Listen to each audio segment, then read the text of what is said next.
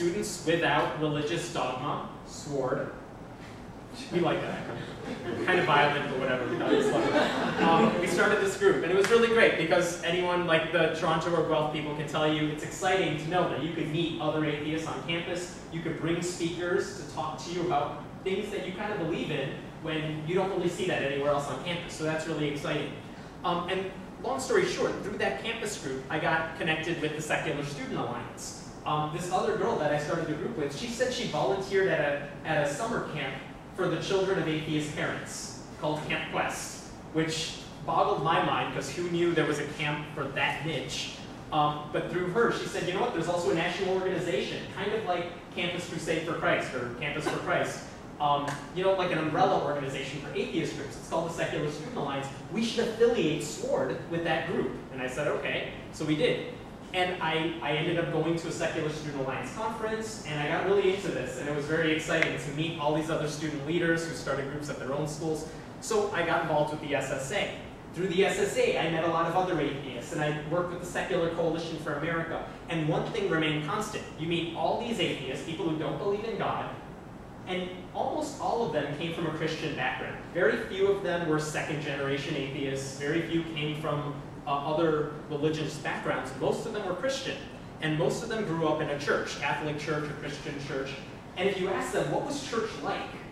They would say it was a bad place, it was a horrible place, it was boring, I hated it, the priest was awful, it was fundamentalist, all these things you would expect.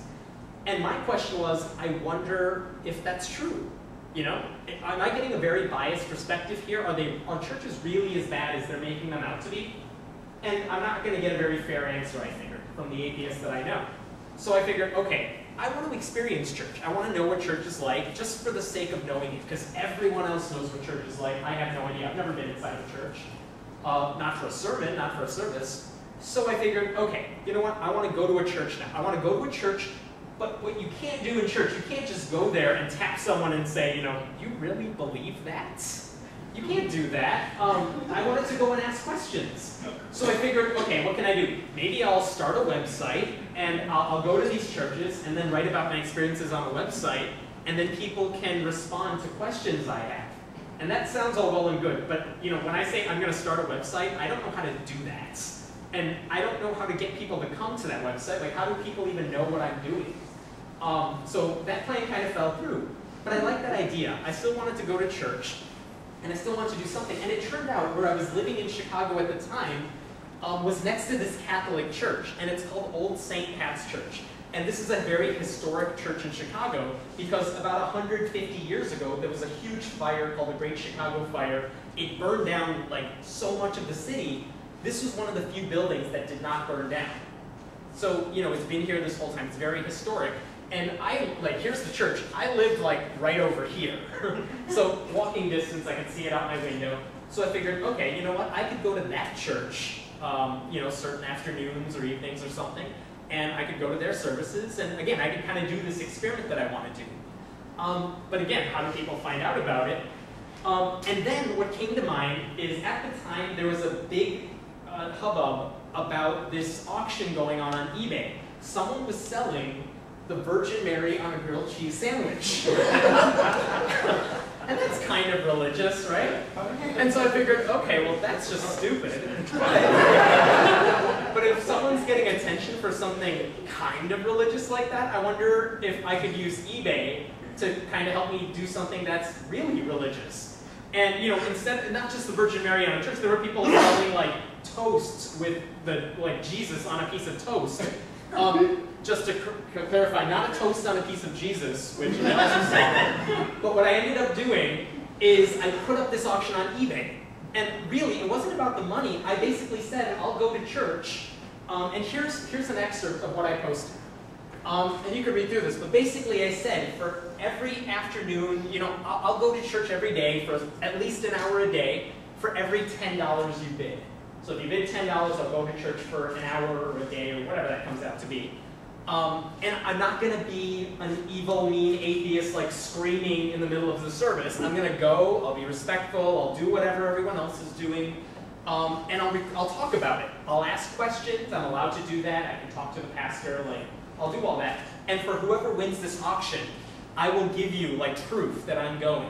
Maybe I'll start a website, again, I'll figure out how to do that, or I'll write up a diary, or I'll take pictures, like I'll go, I'm not lying about that.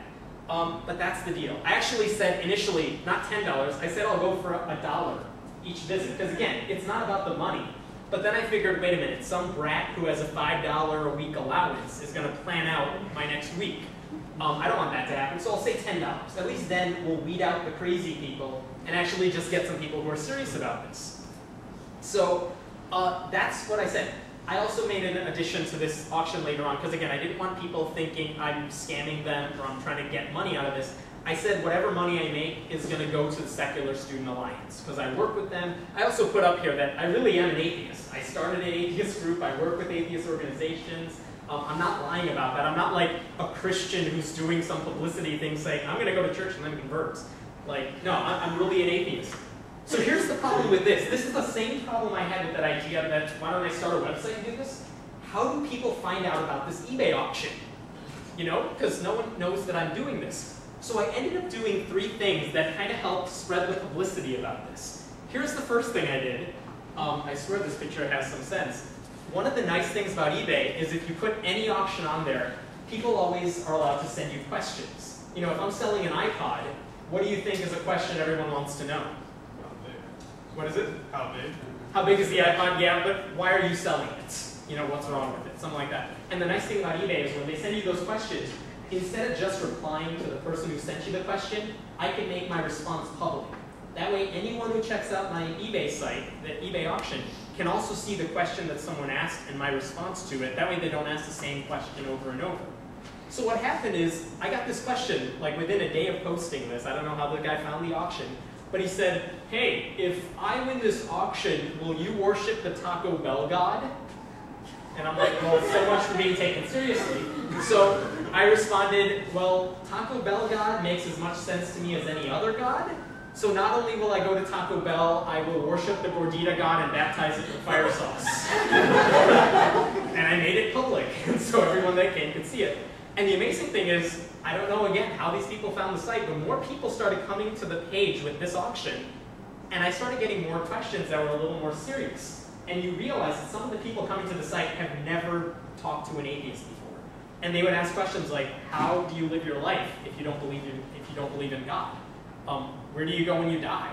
How do you have any morals whatsoever?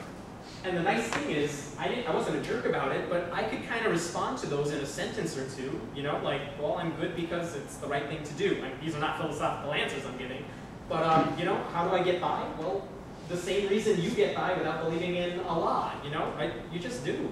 But I could give those answers, and some of them I'm proud of, some of them I guess I could have done a better job with, but they were genuine answers. And people kind of appreciated that I wasn't just ripping on them for being religious. And I also had some crazy questions. One lady said, you know, well, if there's no God, where do mountains come from? And I responded, I'm like, here's the link to Wikipedia, go read it. But the fun thing is, by the end of this auction, there were over 40 questions that I got, that all of which you could read on the site. And I think people appreciated that here was an atheist who was, if you asked a serious question, would give you a serious answer. And they don't get that a lot. So that was one thing I did. Another thing I did is, you know, I work with the Secular Student Alliance. It's a national organization, and one of the benefits of that is we know how to send out press releases to various media sources. So I asked some people at the SSA, can we send out a press release that I'm doing this? So we went to all the Chicago papers, Chicago Tribune, Chicago Sun-Times, those are like the Star and the Sun here, big papers, and we said, you know, Hemant Mehta, a 22-year-old from Chicago, is doing this auction. And we sent it to him, and I got no response whatsoever. I also sent it to a very local paper called the Daily Southtown, where I'm from.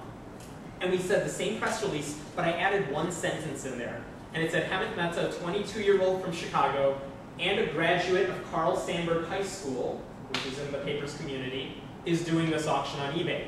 As soon as they saw that local angle, they called me up the next day, and they said, this is interesting, talk to us about this auction. And a couple days later, this is the